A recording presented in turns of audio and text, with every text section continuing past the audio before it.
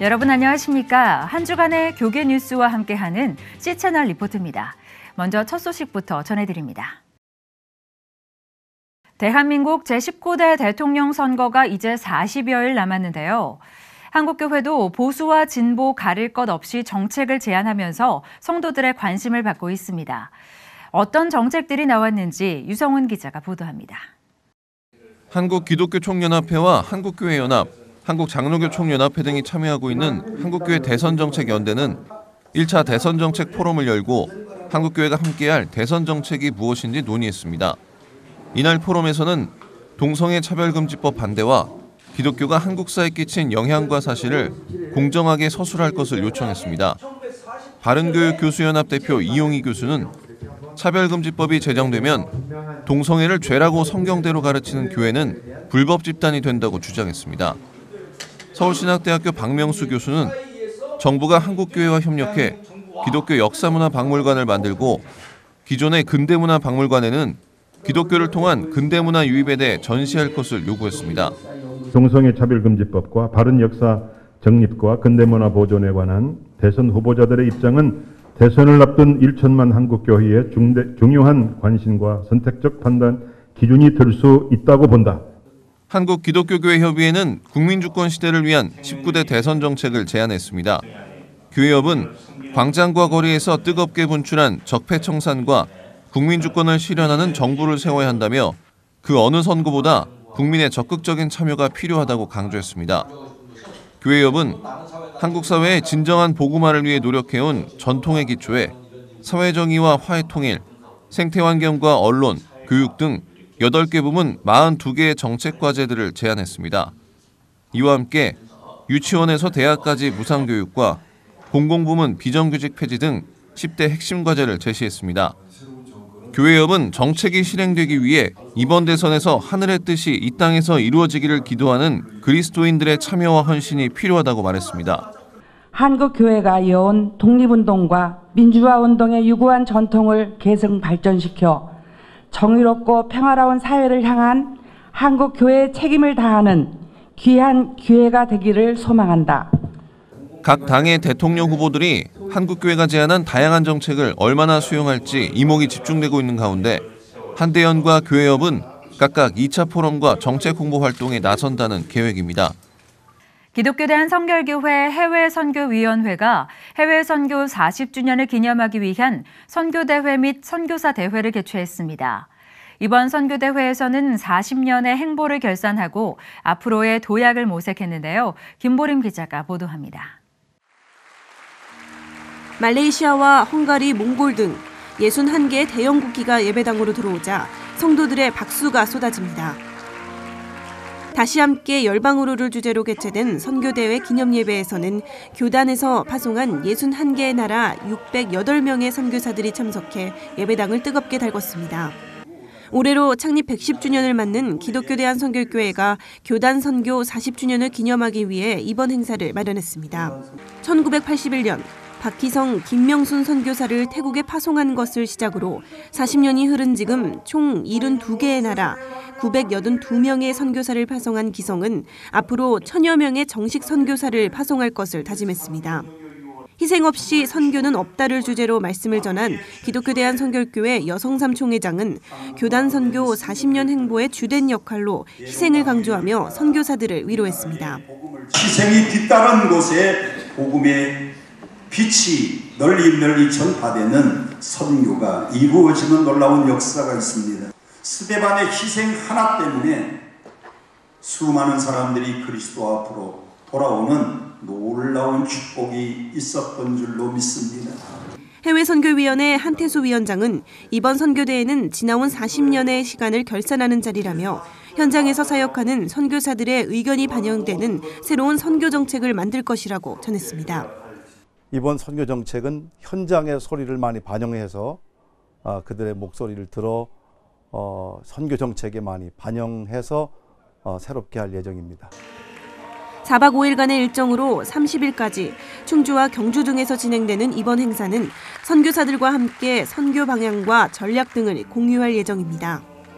선교사들은 교단에서 마련한 다양한 프로그램을 통해 쉼과 재충전의 시간을 가졌습니다. 김정은 정권의 기독교 탄압 정책에도 불구하고 북한 내 지하교인이 50만 명에 이르는 것으로 추산되고 있습니다. 한국 정부와 교회, 국제사회에 적극적인 관심이 요구됩니다. 김효정 기자가 전합니다. 북한 인권단체인 북한정의연대가 최근 펴낸 북한의 종교 실상에 따르면 현재 북한 내 지하교인은 약 50만 명. 김정은 체제 이후 이들에 대한 탄압은 더욱 심화되고 있는 것으로 나타났습니다. 북한정의연대 정베드로 대표는 최근 들어 북한이 종교를 혁명의식을 마비시키는 아편으로 간주하고 지하교인들을 찾아내 공개 처형하거나 정치범 수용소에 수용하는 등 처벌이 더 엄격해졌다고 말했습니다. 국제사회의 비난을 우려해 죄목을 조국 반역죄 등으로 바꾸거나 아예 비밀리에 처형하는 경우도 많다고 전했습니다. 북한 공안기관원들이 직접 종교인으로 위장, 지하교인과 외국인 선교사, 지원단체 등을 색출하는 활동도 벌이고 있어 주의가 요구됩니다.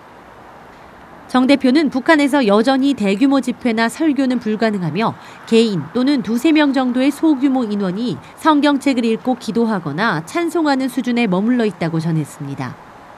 통제되고 갇혀있는 북한의 관리소와 수용소 내에서도 마음으로 하나님을 믿고 예수를 영접한 분들이 뜨겁게 오늘도 살아서 기도하고 있고 지구상 유일하게 남아있는 저 2,300만 우리 성도들, 주민들을 위해서 기도가 많이 필요한 때라고 봅니다. 이어 북한의 종교 탄압 책임자인 김정은이 국제법정에서 단죄되도록 지속적으로 호소해야 한다며 정부와 국제사회는 종교 박해 실태를 상시 모니터링하고 자료를 보존, 공유하는 동시에 박해받는 이들을 위해 적극적으로 나서야 한다고 말했습니다. C채널 뉴스 김효정입니다. 시민과 기업, 지자체가 힘을 모아 설립한 한국 최초의 장애 어린이 병원이 첫 번째 생일을 맞았습니다. 1년 동안 3만 명이 넘는 어린이가 치료를 받았는데요. 계속해서 김효정 기자가 전합니다. 국내 최초 장애 어린이 재활병원 푸르메 재단 넥슨 어린이 재활병원이 개원 1주년을 맞았습니다.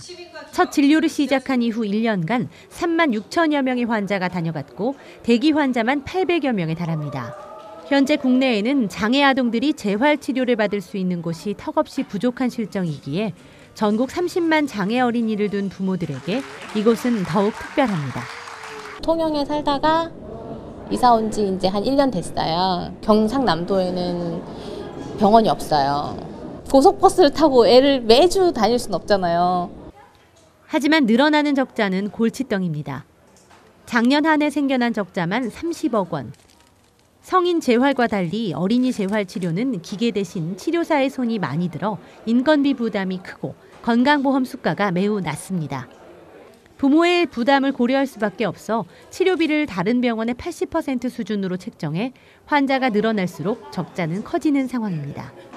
병원의 홍보대사 가수 션 씨와 함께 마라톤으로 병원 건립기금을 기탁한 바 있는 희귀 난치병 어린이 은총이 아빠 박지훈 씨가 기도를 쉴 수 없는 이유입니다. 우리 은총이가 장애를 가진 아이들이 이 세상 밖으로 나오기 위해서 치료받고 있는데 이 병원이 문을 닫으면 안 되잖아요.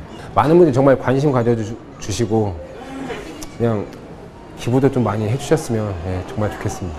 시민과 기업, 정부와 지자체, 그리고 장애 어린이를 위한 많은 이들의 기도가 합해져 세워진 넥슨 어린이 재활병원.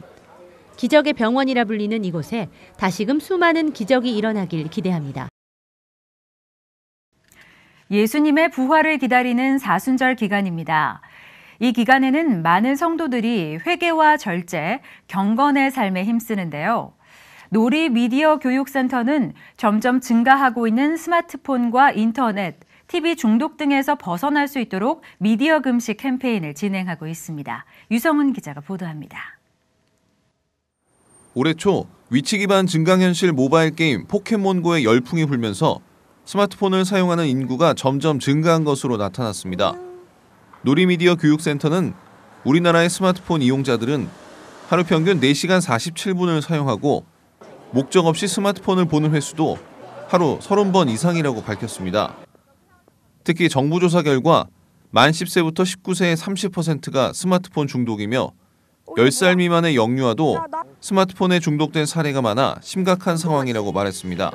그다음에 영유아 중독도 굉장히 심각해서 10살 미만의 아이들의 중독률이 17.1%가 될 정도로 그것은 성인 중독률보다 더 높은 추세예요. 그러니까 지금 아이들부터 시작해서 굉장히 중독이 심각한 상태다 이렇게 볼 수 있습니다. 스마트 미디어 중독 예방 교육 전문 기관인 놀이미디어 교육센터는 턴오프 미디어, 턴온 라이프, 미디어를 끄면 다음 세대가 살아납니다를 구호로 사순절 기간 미디어 금식 캠페인을 전개합니다. 권장희 소장은 보는 것 자체가 영성이기 때문에 사순절 기간 동안 음식 금식보다는 미디어 금식이 더 의미 있을 것이라고 강조했습니다. 미디어 금식은 사실 보는 것이 영성이거든요. 우리가 무엇을 보느냐에 따라서 신앙이 좌우되기 때문에 사실 그 사순절 기간에는 그냥 음식 금식보다는 그런 그 오락이라든가 쾌락이라든가 이런 보는 걸 금식하는 것이 더 중요하다고 생각해서 저희 놀이미디어 교육센터에서도 사순절 금식, 미디어 금식 캠페인을 하는데 TV 덮개 사용과 스마트폰 어플리케이션 지우기 등 놀이미디어 교육센터의 미디어 금식 캠페인을 통해 예수 그리스도의 고난을 깊이 묵상하는 사순절이 되길 기대해 봅니다. 자녀를 기르는데 가장 중요한 최초의 학교는 바로 어머니의 무릎이라고 하지요. 갈등이 심화되고 감사를 잃어가는 혼돈의 시대, 지금 가장 필요한 것은 기도하는 어머니의 가르침이라는 목소리가 나왔습니다. 김효정 기자가 보도합니다. 16세기를 대표하는 학자이자 정치가인 율곡 이이와 화가 매창, 명필 옥산을 배출해낸 어머니 신사임당. 하나뿐인 외아들을 조선 최초의 민간병원인 정동병원 의료선교사로 길러낸 이화학당 설립자 메리 스크랜톤 여사. 한국을 대표하는 여성사학자인 이배용 전 이화여자대학교 총장은 21세기 위기사회의 해법으로 역사 속 어머니들을 꼽았습니다. 이 전 총장은 국가의 위기 때마다 갈등을 봉합하고 상생의 리더십을 펼쳤던 리더들이 존재했다며 그들 뒤에는 언제나 훌륭한 어머니의 교육이 있었다고 말했습니다. 그녀들은 이웃을 돌보고 나라를 사랑하라고 가르쳤다며 자녀들이 학문적으로 뛰어난 인물이 되기 전에 올바른 사회인이자 국가의 동량으로 성장하는 데 관심을 기울였다고 덧붙였습니다. 기독교 전파와 함께 전개된 근대사 속에 나타난 독립의식과 나라 지킴의 사명 역시 기도하는 어머니들이 있었기에 가능했던 일. 이배용 전 총장은 또 국수주의와 이기주의가 번지고 있는 지금 기독교의 사랑과 나눔을 교육하는 것은 크리스천 어머니들의 사명이라고 강조했습니다. 역사는 감사다. 그리고 나눔이다. 크리스찬 어머니들이 자녀들에게 더 진정한 따뜻한 가슴에서 사랑을 가르치고 감사를 가르치고 그리고 나눔을 가르칠 때 모두가 사는 상생의 시대를 열어갈 수 있지 않은가. 미래 자녀 교육의 방향을 제시하고 올바른 어머니의 정체성과 사명을 재해석하기 위해 나라사랑 포럼에서 주최한 어머니 아카데미는 매주 다양한 강사를 초청해 강의와 나눔을 진행하며 5월 30일까지 이어집니다. 이어서 그 밖의 교계 소식 전해드립니다.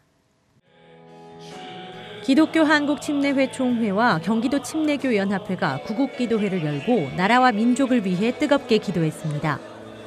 기침총회 광역별 기도회의 일환으로 열린 이번 행사는 500여 명이 참여했으며 나라와 민족, 총회와 경기도를 위해 개교회의 부흥과 목회자들을 위해 특별 기도했습니다.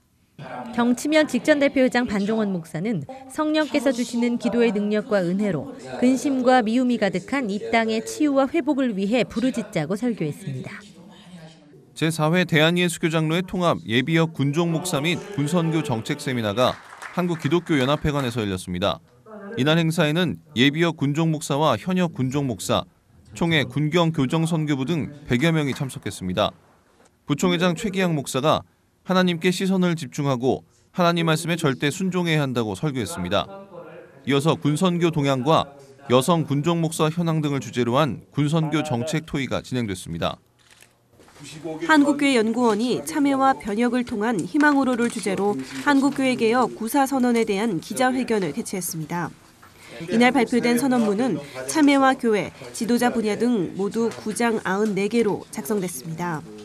한국교회의 문제점과 실천개혁 과제를 제시한 선언문에서는 제1장 회개의 조항을 통해 그리스도의 제자로서 합당한 윤리적 삶을 살지 못한 것에 대한 회개를 촉구했습니다. 한국교회 연구원은 각 교단의 여러 의견을 모아 오는 10월 31일 최종 선언문을 발표할 계획이라고 전했습니다.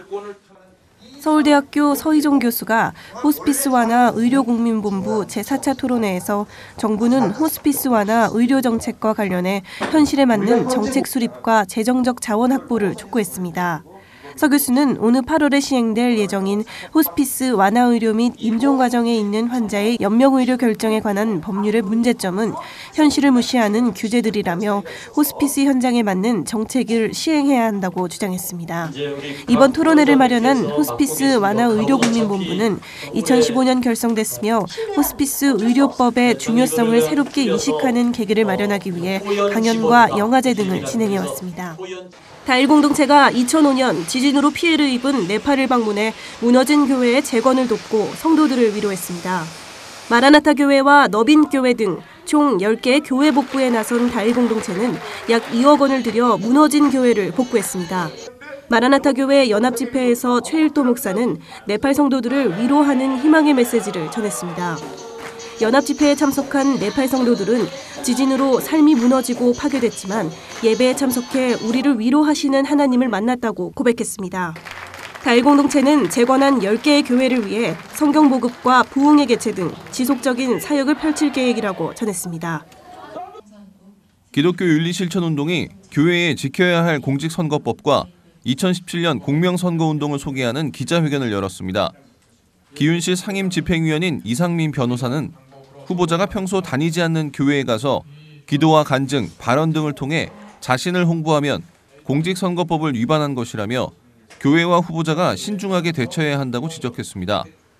기윤실은 선거에 대해 이야기하고 열심히 기도한 후 반드시 투표하자는 토크 프레이 보트 캠페인을 비롯해 공직선거법 위반 기독교 신고센터 운영과 기독교 팩트체크 등 19대 대통령 선거 공명선거 운동을 진행한다고 밝혔습니다.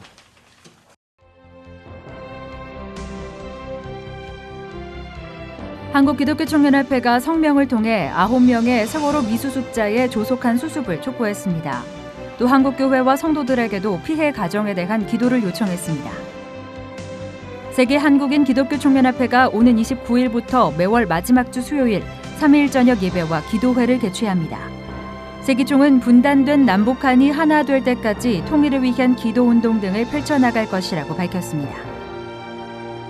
월드비전이 4월 10일부터 7월 2일까지 2017 교실에서 찾은 희망 캠페인을 진행합니다. 지난 2012년부터 진행되어 온 희망 캠페인은 국내 아동 권리 증진을 위해 행복한 교실 문화 조성 운동 등을 펼쳐왔습니다. 사랑의 장기기증 운동본부가 한국교회 사랑의 장기기증 활성화위원회 출범 감사 예배를 드렸습니다. 사랑의 장기기증 활성화위원회 대표회장에는 이성희 목사가, 자문위원장에는 오정현 목사가 각각 추대됐습니다. 삶의 고난 속에서 살아가는 현 시대 사람들을 위해 성경을 기반으로 한 창작 뮤지컬이 찾아왔습니다. 말씀 안에서 한 줄기 빛을 찾아 회복을 담은 뮤지컬 더 나은 노래, 지금부터 제가 소개해드리겠습니다. 여러분은 오늘 어떤 것들을 눈에 담으셨나요? 사랑하는 사람들의 얼굴, 봄을 담은 풍경, 반복되는 일상 속의 익숙한 장면들. 그렇다면 우리들의 마음의 눈에는 오늘 무엇이 담겼을까요? 보이지 않는 것을 보는 것, 그 놀랍고도 기적 같은 신비의 이야기를 지금부터 들려드립니다. 볼 것이 없는 것이 아니라 볼 것이 너무 많아서 무엇을 볼 것인가에 대한 선택이 갈수록 우리를 혼란하게 하는 시대. 이 시대의 눈을 하나님께로 향하게 하기 위해 각계의 문화 종사자들이 모인 극단 좋은 나무 열매가 창작 뮤지컬 더 나은 노래를 무대 위에 올렸습니다. 더 나은 노래는 SBS 미니시리즈 아름다운 그녀, KBS 주간 드라마 반쪽이네 등의 김효선 작가가 극작을 맡은 작품으로 지난 3일부터 관객들을 만나고 있습니다. 고난이 왔을 때 고난에 함몰하는 사람이 있고 또 고난을 통과하여서 더 나은 노래를 또 부르는 사람들이 있잖아요. 그래서 고난이 왔을 때 우리가 어떻게 삶을 꾸려나가야 하는지 그 삶에 대한 얘기이기도 하고요. 상처받은 영혼들이 하나님을 만나면서 더 나은 삶을 갈 수 있는, 세상에서 크게 성공한 조각가 우선.